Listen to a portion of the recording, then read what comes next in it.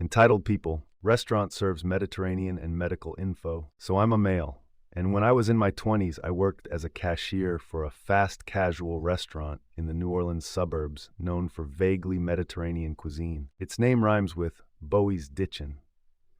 There were multiple locations in the area, but the one I worked at was in probably the toniest neighborhood in Jefferson Parish, County 4. Old Metairie. Old Metairie was, well, old. It had been a streetcar suburb of New Orleans 100 years ago, and was where a lot of old money ended up moving in the mid-20th century if they wanted to actually still have a chance of locals considering them in. The social scene in this city is fascinating in the most old-school way. It's only vaguely relevant to this story, but this is the neighborhood I grew up in too. I'm in my 30s now, but at the time of the story I'm in my late 20s and still in university. I struggled a lot as a teen and young adult because I'd been diagnosed with autism fairly late in high school, and my parents weren't the best at understanding what that meant. They are not bad people, and I don't want anyone to get that idea. At the time, I was working a full-time floor coordinator at a high-end salon, where I ended up getting sexually harassed by the supposedly straight owner eventually, and a part-time position with this restaurant. Together, this was just enough to pay my bills and keep a roof over my head and food on my plate. Now, generally speaking, I believe that being open and honest about my autism is a net good. I'm very high-functioning, but still struggle in a few places, some of which I may be able to overcome, and some of which I may have to accept and live with as part of me. As such, everyone I've worked for since my mid-20s has been made aware of it, though I don't claim it as a disability. It's just some helpful info, like telling people you're hard of hearing in one ear so they don't think you're ignoring them. Now the actual story. Because there were multiple locations in the area and we took phone orders, we would occasionally get calls from people who'd called the wrong location. This was mostly easy to sort out, except for one particular other location. Remember how I said the neighborhood was called Old Metairie? Well, we also had a location in Metairie. As such, you can imagine that a lot of people would only vaguely register what we said when we answered the phone, and our costs on waste for this must have been higher than average, but this was above my pay grade to worry about. What was my pay grade was dealing with the irate customers, so I came up with a fairly clever, if silly, way to combat this. When I would answer the phone, my personal script was, "Hi, this is Bowie's Ditchin' in Old Metairie on Old Metairie Road. How can I help you?" Now, the street we were on was actually just called Metairie Road, but I'd add the extra old to give the customers a double hint. And honestly, most of the time it worked really well, until a Karen called one night. So, we're fairly busy this evening, but not slammed. I'm handling the takeout register tonight, which means I'm on phones too. Now, I'm actually a really good customer service worker, but I'm the sort that needs their manager's faith and support. My service mantra is, the customer may not always be right, but the customer must always feel respected. But I also know that respect is a two-way street. In other words, I'm no doormat. So the phone rings and I answer it, delivering my usual script greeting, only to have about 3 full beats of dead silence before, "I'm sorry, where?" I can hear the woman's distaste in her voice, and my warning flags immediately go up, but I politely repeat myself more slowly, because I do speak quickly sometimes and with a bit of an accent, so I understand. She replies with, "Why are you calling it that? That's not the name of the street. You sound dumb saying it like that." And me, in my perennially hopeful head, think I'll just explain it to her. I've actually explained it before to regulars, and they'd always complimented me on it, being a fairly simple but clever way to avoid confusion. So I tell her, "I'm sorry, ma'am. We get a lot of call-in orders for the other Metairie location, and I came up with this way of answering as a way to help make sure customers know if they've got the wrong number." Again, I may be autistic, but I'm from New Orleans. Customer service is in our blood. She apparently wasn't impressed with my ingenuity, however, and continued to insult me in my script. I politely interjected and asked if she'd like to place a to-go order, and she begrudgingly put in her order, actually returning to her insults afterward, before I thanked her politely and ended the call. Of course, this being a to-go order, it meant there was a pretty high likelihood that she'd be the one picking it up. Normally, this isn't a very complicated thing. We'd stage the orders with their tickets taped to the bags so that the order names were clearly visible and basically operated on an honor system if the orders were prepaid. Otherwise, it was a fairly quick matter to pull up the order and run the customer's card. Well, Karen in this case decided it was not going to be quick, as she felt that her opinion on my phone script was of vital importance to management. So she marches in and is actually much younger than I expected, probably in her 30s at the time. Since I work at a high-end salon for my main job, I immediately make her for someone who spends at least 3 figures per month on her hair alone. No judgment. But I also tag her as new money, which means she's flashing a ton of expensive jewelry and designer everything with logo prints, etc. I greet her and immediately she asks who she'd spoken to on the phone. I reply that it was probably me, given that I don't know which order she's here to pick up yet. She proceeds to look at me for another couple beats, and then snidely remarks that I shouldn't answer the phone like that because it makes me sound stupid. I thank her for her input, and even though I now know who she is, ask her what name her order is under. Apparently, my attitude demanded further commentary, however, as she demanded to speak to my supervisor. Now, for reasons you'll shortly learn, I liked my supervisor much more than my managers. I'd actually protected her from an abusive customer several months prior, before she'd been promoted, and we had a really good and open working relationship. She received the customer's commentary, and knowing why I answered the phone as I did, reiterated this reasoning. The customer was unable to comprehend this and continued to insist that it sounded stupid and dumb and made the restaurant look bad. By then, I'd handed the transaction off to my supervisor and turned my back to the counter to focus on some side work while she handled it, as it was nearing the end of my shift. Eventually, she left, but that wasn't the end of it. Shocker. She called back twice that evening, once while I was still there, and once after my shift had ended, demanding to speak to a manager as she felt my supervisor hadn't adequately handled the matter, i.e., she hadn't told me to change my script. I don't remember precisely the order of the next few events, but in essence, what happened was the following, and told to me by my supervisor a month or so later. First, the customer did eventually get in touch with my manager. Apparently, she pulled the same BS with her, basically insisting that I sounded dumb, stupid, etc. Answering the phone like that, my God, I wish I had this woman's free time, and essentially would not take no for an answer.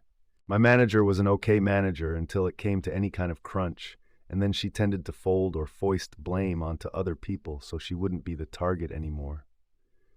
Well, in this case, she decided that the best way to get this lady to leave her alone was to apologize on my behalf and tell her I had autism. Yes, you read that correctly. My manager disclosed my private medical information to a customer so that the customer would leave her alone. Now, I realize that some folks might think this is a gray area because of how open I am about my diagnosis, but as a rule, I do not use my neurodivergence as an excuse, and it is my choice who is told. I'm very proud that I'm able to speak about my autism in a positive way to people, and having it be used as an excuse for perfectly rational behavior without my consent was an outrage to me. But here's the thing, it actually gets worse. Remember that I mentioned my supervisor was the one who clued me in on this? Well, she only found out about it because her position required her to attend managers' meetings. In a particular meeting, this customer apparently came up because even after all that, she'd also emailed a formal complaint about me to corporate.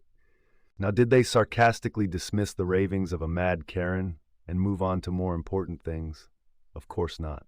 Apparently, corporate management, the regional manager, and my manager all spend the next 5 or so minutes mocking me and neuro-D folks in general, questioning my diagnosis, discussing whether I had anything else wrong with me, and just in general being absolutely vile, disgusting sacks of humanity. Now, if you're hoping they got what was coming to them, I'm afraid I must disappoint. As far as I knew at the time, there was no proof that this conversation had occurred, despite Louisiana being a single consent state, and I was also in a very bad place mentally. I didn't know it, but I was at the beginning of a slide in my relationship with my family that eventually resulted in me having a total mental breakdown and my going no contact and moving to another state. One of the things that eventually led to this was the fact that my parents generally disregarded and invalidated my concerns/feelings when I told them about very real offenses, such as a university professor conspiring with another student to stalk me and the aforementioned sexual harassment by the salon owner. I just didn't have the fight left in me at that point to try and go after the company, despite there being numerous other violations I'd witnessed and far more easily proven: illegal dumping to waterways, numerous OSHA violations, open sewer pipes, ambient noise violations, etc., health code violations, state labor law violations, wage theft, etc. So they got away with it, and I eventually quit a year or so before COVID. I'm in a much better place now, with a good government job and relatively stable life. And having read enough of these entries on this subreddit, I felt like I should share a few of mine. I hate entitled people. End of story. I'm sure most of you can agree. I really hope these people get what's coming to them. On to the next story. I was on a 2-hour Amtrak train sitting in the dining car with my food. This guy sat across from me, 4-seater table, but comfortably seats 2, one on either side. He leaves to get food. This woman in her 40s or 50s comes in, asks if 1 or 2 people are sitting where that guy's stuff was. I said 1. She sat down, took up a lot of the space. The guy comes back and takes his stuff and leaves, presumably back to his seat. I continued sitting. She ate, at one point moved her Chipotle bag a bit into my space, but I didn't care as much. Tea. When she was done eating, she proceeded to stretch her legs under the table and put her feet up right beside me. I asked, "Can you move your feet down there right beside me?" She stared at me and didn't say anything. I then added, "I don't appreciate it." She gave a face, so I let it go. Then as I'm reading, she coughs 3x, never covers her mouth, and burped 3x, never excuses herself. At one point, she mumbled something about something chewing bubble gum. I was chewing gum, but not sure what that has to do with anything. At one point, I was done eating, but didn't want to get up since I was reading and wanted the window's view. She puts her feet up again, for the 3rd or 4th time now, and her feet touched my thigh and stayed there. I said, "Please put your feet down. They're touching me." She makes a show of looking under the table to where her feet are, and they're right beside me since I'd shifted, but her shoes were touching my coat on the seat. Then she says, "You kicked me and didn't even have the courtesy and decency to apologize." I said, "When did I kick you?" She said, "Under the table." I said, "If I did, it was unintentional, and I'm sorry, but you've intentionally put your feet up when I asked you not to." Then she crossed her arms and did that parental nod like, I'm not even going to dignify this with a response. I'm annoyed, partially because I feel powerless, that I can't even get someone to put their feet down, but proud of myself for speaking up when I wasn't comfortable. I'm still annoyed, though. Okay, this story was of course infuriating, as is any. However, the comments are absolute gold. Almost none of them I can repeat in this video, so I won't even try. Link for this one is in the description if any of you want to check that out. On to the next story. I was going on a train from Los Angeles, California to Alpine, Texas with my grandfather. It was late at night, and our train, Amtrak 2, the eastbound Sunset Limited bound for New Orleans. It was around 10 p.m. when boarding was announced, and we were all pretty wigged out and ready to get some sleep. Once we found our seats, this woman gets on her phone and puts it on full speaker, talking very loudly to her friends. I was trying to sleep and was about to ask her to turn it down, then the conductor did it first. She said sorry and turned it down. After he transferred cars, she turns her volume loud again. Everyone in the car was trying to sleep, and she seemed to only care about herself. I was about to yell at her to turn her phone down, but I realized I wouldn't be any better if I yelled at her. I eventually went to sleep under her chatting. The next morning I woke up and she was still chatting very loudly. Nobody slept well and nobody was happy with her. I ended up moving to the cafe car just to grab some breakfast and getting a break from her chatting. Next time, talk to the conductor again. They are as good as Waffle House cooks in dealing with shenanigans. Amtrak doesn't play, and they don't care either. They will leave you in the middle of nowhere. Yup, Amtrak doesn't coddle a-holes. I love trains and used to take them as relaxation. I've seen people being jerks, then confrontational to the conductor. The train made an unscheduled stop soon after next to a dark station with a police car waiting. The a-hole changed transportation method and got to wear shiny bracelets. I once watched with glee as a drunk jerk got forcibly removed from a train in the middle of the night in the winter in Nebraska. He was heading to Cali and had only a light jacket. It was -7 out, and the Hastings NE police were not amused. A tip for everyone that comes across these types of idiots. If it's okay for them to put something on speaker, then they won't mind you sitting or standing next to them with your phone speaker pointing towards them, playing Baby Shark. Make sure you start the song, then, after it has done its first do, hit the restart track button. If they say something, feign surprise, and state that you thought it was okay to play obnoxious stuff at high volume, but you could always put your headphones on. If they argue, press play again.